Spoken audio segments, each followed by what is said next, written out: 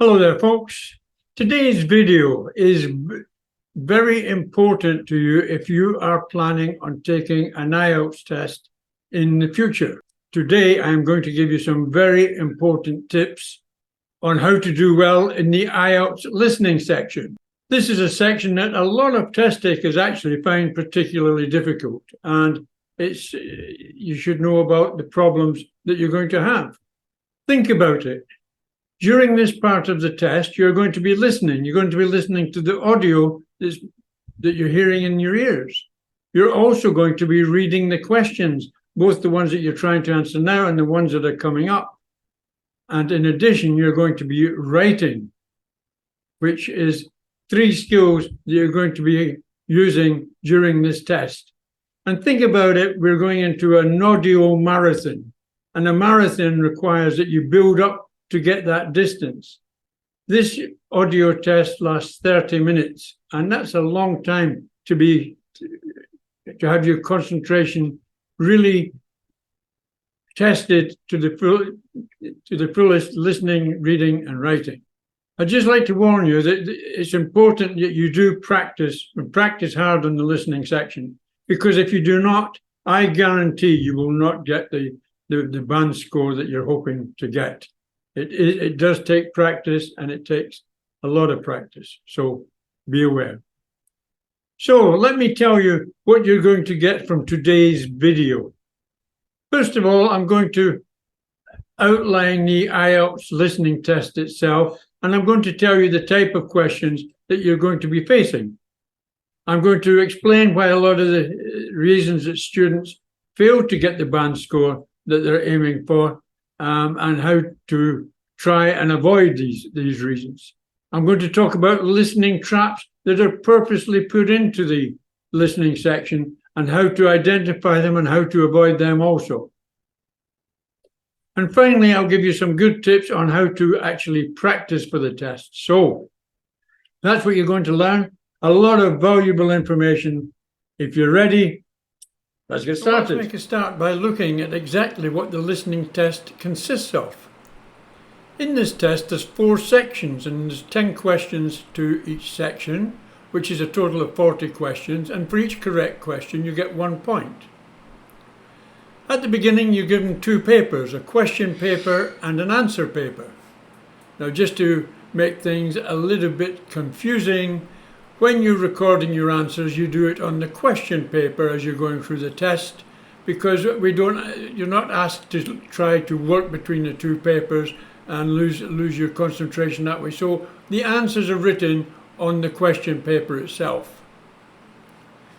On completion of the test, you will then transfer the answers from your question paper to the answer paper.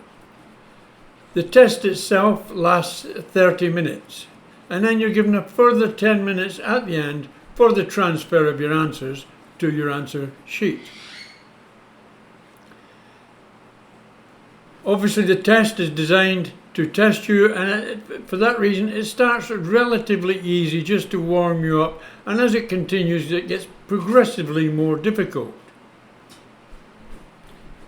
You're asked to read the questions before each audio. Now, this is very important. And I'm just going to give you a little bit of a tip here, something that I'll probably bring up later again. When you're getting to the more difficult sections, which is sections 3 and 4, I suggest when you're reading the questions that you read them from the bottom up, so that because invariably the more difficult questions are at the bottom of the paper. So try and get these in your mind, and as you come up, they'll get it relatively easier. And as I said before, 1 point is awarded for each correct answer. So this part's going to really interest most people, and it's what you need to get points-wise to achieve what you want to achieve band-wise. What are you aiming at? So here's how it works. If you score 39 or 40 points, which is 40 is the maximum, so you can even drop one question, and you will get the maximum golden band 9. Not got by many people, I can assure you, no matter what a lot of people say, or no matter what you read or see on your computers and telephones. 37, 38 gets you an 8.5, which is an absolutely superb band score. 35 to 36 gets you an 8, another perfect score. All these are perfect scores, very good scores. 32 to 34 is a 7.5, 30, 31 is a 7, and 26 to 29 is a 6.5. And if you can't get 26 of these questions right in the IELTS listening, then you haven't done enough practicing, because this should be within most people's capability, and they should be able to get somewhere in this table easily if you put the effort into practicing for your IELTS listening test. That practice you will get from this channel if you need it. So now that we've had a brief look at the format for the IELTS listening test, we should maybe take a look now a bit closer at the type of questions that you can expect during this test. As I said before, the test starts relatively easy, but as you go on working through the various sections, it gets more and more difficult, and not always more difficult for the obvious reasons. And let me tell you why it does get more difficult. Well, firstly, to test you, then the subject matter gets more complex. They're also lifting up the vocabulary and the complexity of the vocabulary to see if you can follow it. In addition, they're using synonyms and paraphrasing that you have got to identify in the listening and be able to convert them where necessary to the answers to the questions, which obviously might be presented in a slightly different form, and you've got to identify that. In addition, the question types are getting more complex as well as you get towards the end of the listening test. And we'll be talking about that as we go through the questions, and you'll see what I'm talking about. And finally, and the bit that really is outside the test procedure, and that is the test taker. Is getting harder for them all the time. Don't forget they're starting concentrating full on right at the beginning of the test. So test 1's not too bad. Test 2 is a little bit more complex, but you're still having to give you 100% concentration to it.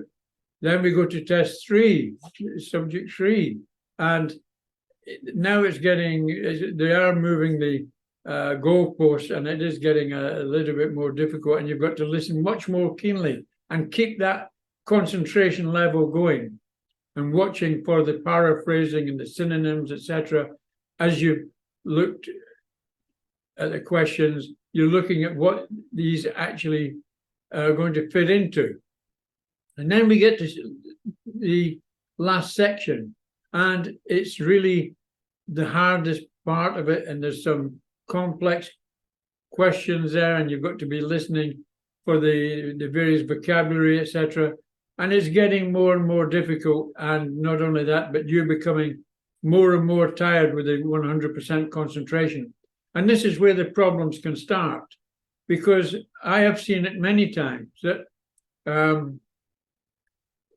people are listening so hard to try and find the answers to the various questions that when they're not sure of one, and it suddenly becomes, is it this or is it that? And then then they're really trying to work it out, but the time's marching on, and the audio is marching on. And if you stay too long dwelling on a question that you think, am I right, am I wrong, should I have said this, should I have said that, then the test has moved on considerably, and you've got a problem catching up with it. So instead of losing that one question that you were maybe worried about, you've started to lose a few quite rapidly. So my advice there is, hey, if you start to feel something's not quite right, forget it, move on, get back into the test. Drop 1 or 2 questions, it's not the end of the world. But if you fall so far behind, then it could change your world. So that's what I wanted to tell you. So let's get on then and have a look at the questions themselves, and we'll talk through them as we're going through them. So let's go. So the first type of question we're going to look at is the matching data type question. In this type of question, we're given two sets of information or data. The objective is to match one set to the corresponding set of information we're giving. In this example, in the top box, we are given the names of 5 hotels. And then the 4 questions, the audio will give us the information to let us identify which hotels they're talking about. So we are looking for a hotel in a rural area. So do we know what rural is? It means in the countryside or on the edges of town. So the audio may say in the countryside or located outside the town. The second question was, it opened recently. So it may say this hotel's opened recently, or it may say a new hotel. You've got to listen.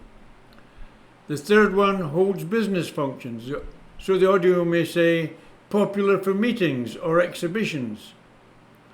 And the fourth question is indoor swimming pool. I think they would have to probably mention that it has that facility. So this type of question is common in both the first and second parts of the listening test. Pay particular attention for the use of synonyms in this type of question. Next we come to the multiple choice type questions. And multiple choice questions can come anywhere in the test. They can be relatively simple, or, as is this case, I suspect the subject matter suggests that this example has come from section 3 for 2 reasons. Because of question numbers, they're in the 20s, and also the complexity of the subject. In this example, they give 3 time periods for helping various projects. So the answer is going to be either A, B, or C. I would say there is almost certainly going to be synonyms used and paraphrasing, because this is section 3 and you've got to be very much aware to know what you're looking for. One thing I will say, and take this on board please, if you are not sure, either guess at the answer right away or forget it, and maybe when you're transferring your answers to the answer sheet, you might take another guess then. But do not get left behind by the audio. It's so easy, and that's where everything can turn to a disaster whilst you are thinking about a specific question. You will not be able to catch that audio up, and it can cost you a lot of points. Okay, the third type that we're going to talk about is sentence completion. Now, sentence completion can be easy points, as the words needed will be said in the audio. Obviously, this example has also come from part 3 of the listening test, so it could be a bonus. Important aspects here are reading the instructions and obeying the instructions. If it says use no more than 2 words, do not use more than 2 words. And the other area that could let you down badly here is spelling. If you misspell a word, you will drop the point. No exceptions, not even for a slight easy error, you will drop the point if you misspell something. When you're practicing and you're trying to judge your performance overall, always check your spelling. Use a spell checker or something, but try to get your spelling as good as you can possibly get it. Next, we're talking about form completion. Form completion is most common in section 1 of the listening test. This example has 5 questions and should all be points in the bank. They should be easy for you. You can easily predict the information that's required. In this case, answer 1 is going to be his family name, or as we say in English, his surname. Question 2 is the name of the street. Question 3 is the postcode. 4 is the name of an item that is being delivered. And number 5 is a number. All predictable and straightforward, but be aware of changes. They may say something, that misspell something, and then update or change it. So listen very carefully, because something will change or something will be wrong, misspelled or something, and it will be changed. Most definitely. But easy points in the bank. The 5th example is note completion. Note completion is very similar to form completion in that you're going to hear the words or numbers you need in the audio. First, as always, read and follow the instructions. And once again, information can change as the audio progresses. So listen for it and it will happen. I would like to highlight the importance of using the time you have before each audio to read the questions. In every part, the questions get more difficult as the audio progresses. It's extremely important that you understand the questions you have to answer, and you have to speed read all the questions, moving quickly and making sure you can concentrate on the more difficult questions at the end of each audio period. Doing this will definitely improve your performance during this test.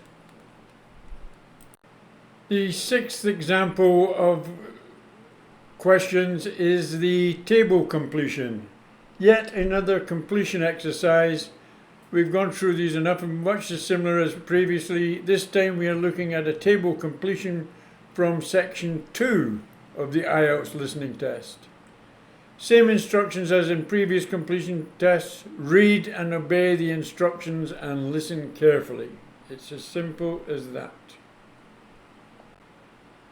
Moving on to completing a summary. This summary completion is from section 4 of the IELTS listening test, and as such is going to be slightly more difficult. With questions 31 to 34, it's obvious it's not going to be as difficult as the last 6 questions in section 4. If we look at question 33 here, we note that there are 2 answers. Most likely it's going to be something like fish and meat or meat and fish. So when you're reading the questions, this is the sort of points to make yourself aware of and know what sort of things you're looking for. Finally, on this aspect, just read the instructions as always and listen carefully. So now we're moving on to the short answer type questions. This particular short answer exercise is looking for 6 pieces of information in section 2 that will be given in the audio. This type of exercise is another good way of bumping up the points total, because the answers are all there for you to listen to in the audio itself. So where can this exercise go wrong, you might ask? Well, firstly, if you do not follow the instructions. Here they are saying no more than 3 words and a number, or just a number.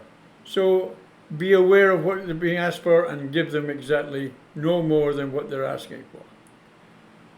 But where does the majority of test takers taking this type of test lose out? And there is a lot lose out on what should be a fairly straightforward, simple point gathering exercise. And they lose out because of, can you guess? Spelling. Yes, spelling is a key area that you've got to pay attention to and get the spelling correct. If you don't, then you will lose out on easily obtained points. Map or plan labeling. We've just got 3 more types of questions to cover. This one is a plan labeling exercise that's shown here, but it could quite easily instead have been a map of a town centre looking at the different buildings, etc. Many students do very well at this type of question, and I suspect that the answers being shown helps, if they are careful, not to lose the points for spelling mistakes. In this case, the audio will start from the entrance and move through the plan, identifying where and what the various aspects are. It should be pretty straightforward, and hopefully that would put 5 points in the bag for building the score. Diagram completion. This particular exercise is from section 3 of the IELTS listening test. I believe it shows the operational cycle for obtaining information in C movement. Trying to get an idea of what is happening in the diagram can help you predict the information needed from the audio. From a quick look at this picture, I see that they are measuring the distance travelled by a float in the sea. So question 23, I suspect a word like followed or monitored is going to be the words that we're looking for. Question 24 is a distance. It might be in miles, it might be in nautical miles. Remember, if you're writing a number down and it says miles or nautical miles, include those words in the description, because 23 or 25 or whatever the number is might not make sense without stating the quantities involved. Question 25, they're asking for the salinity and something else. I suspect that that might be the temperature or the depth of the sea at any one time. So as you can see, you must try and get this guidance before the audio starts. Try to understand what you're looking at, get an idea in your head what you're looking at, and look at what the questions are asking for, so you get an idea of the kind of words that you're looking for in the audio itself. They're getting a little bit more difficult when you're doing these sort of diagram completion exercises. So now we've come to the final question type that I want to cover in this video, and that's flowcharts. And flowcharts need to be approached exactly the same sort of manner as the previous diagram analysis that we've done, in that you've got to try and get an understanding of what is being done in the flowchart, and then you'll be able to get an idea of the answers that have been looked in the various questions and what sort of words these answers may take the form in, and that then you know what you're listening for when the audio starts. So let's just revise quickly on two very important aspects. No matter what the question type is, read the instructions before you read the question. Understand what you have to do to answer each of the questions in that particular aspect. And then once you know the instructions, understand the questions, what's going to be expected, and get an idea within yourself the sort of answers that you're looking for. Okay, so that's the questions. Let's move on. Okay, folks, thank you for watching the video this far. I'd like to start maybe winding this up now with a bit of advice to all you viewers about the best way to start practicing and getting ready for the IELTS listening test. You know, over the years, I have put hundreds of students through IELTS successfully, and I do have a lot of experience in what's needed and what's not needed. And unfortunately, I see in a majority of students that come to me, they've wasted a lot of time and a lot of money, maybe studying the wrong things, reading the wrong things, and believing the wrong things. And I'm serious about that. If you're going to be taking the IELTS, be realistic about your capabilities. Don't take notice of all these promises of band 8, band 8.5, band 9. If you're sitting at 5.5 or 6, sort of just into the intermediate or even maybe middle intermediate, you've got a long haul ahead of you to be capable of achieving band 8, band 8.5, and band 9. It can be a bridge too far. Be realistic. What do you actually want to achieve? Do you want to achieve a 6.5? Is that what you need? You want to achieve a 7? Okay. If you want to sort of achieve them levels, let's aim, if you need a 6.5, let's aim for a 7. So if you fall slightly short, you'll get your 6.5. If you need a 7, let's aim for 7.5. If you get better than that and things work out good for you and you get an 8 and an 8.5, wow, fantastic. But be realistic in your own capability and your own ability to what you can achieve in the time scale that you have, because almost invariably when I get students studying for IELTS, they are trying to get it done in a hurry. And when I say a hurry, I've even had people saying, can you train me in a week? I don't think so, not unless you're at a very high standard already, and even then I can only give you guidance. But if you're realistic and you take it, then you will know how long it's going to take, and you can create a strategy that you work to achieve in that length of time. What you should be listening to is you should be immersing yourself in English. That's important. Blogs. Look for blogs that you're interested in. If you're interested in photography, computers, data analysis, there's millions of subjects out there on the internet. As long as you've got internet access, you can find English blogs on the various subjects that interest you. And that's a fantastic way of learning, because you're listening to something that's interesting you, so that's going to help keep your attention. And you might hear a whole variety of accents. So that is also helping you to understand the English language. A quick word on accents, actually. You know, in the IELTS, they are careful in the accents they use. So most of them are clear, and you shouldn't have any problem with them, whether they're Australian, American, or English, or whatever. You shouldn't have any problem with it. They're normally very clear speakers.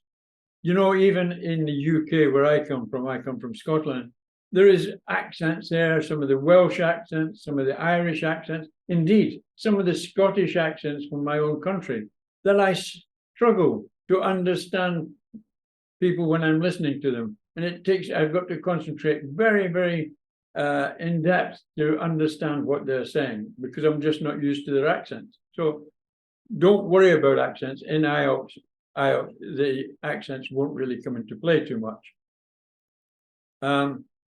Also, for your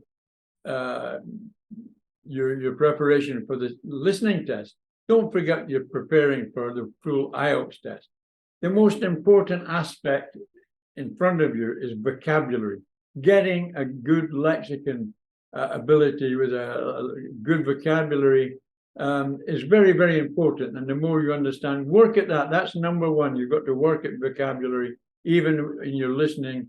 It is going to assist you in all aspects of the IELTS exam. And it's important to study all the aspects: grammar, pronunciation, and getting the fluency that you're really wanting to desire to get there. Okay, I think I've said enough now, and I think I'm going to be going on to make a whole series of videos. I've been asked by many students to do it for a long time, and I keep putting it off, but I'm on it now, and I'm on my way to doing it. Please, if you don't mind, I'd ask you to consider subscribing, giving me a like, sharing the video, and putting any comments you have down below also. It all helps me to know what the students that I'm talking to really want. So thanks for watching. Take care and good luck.